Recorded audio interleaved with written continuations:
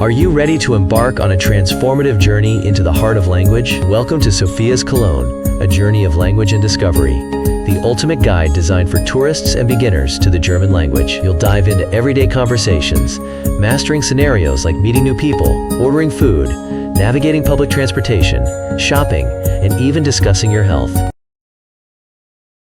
Sophia clutched her worn notebook, the pages filled with scribbled German phrases and hopeful plans. Her breath hitched as she stepped off the train in Cologne, the city's iconic cathedral looming above her. This wasn't just a new course, it was a new life, a challenge she had both yearned for and feared. She had a full scholarship and a place on the international student program in one of the best universities in Cologne. Everything was ready, but the real adventure was just about to begin. In Chapter 1, Sophia meets someone new, Lucas. Thank you for watching.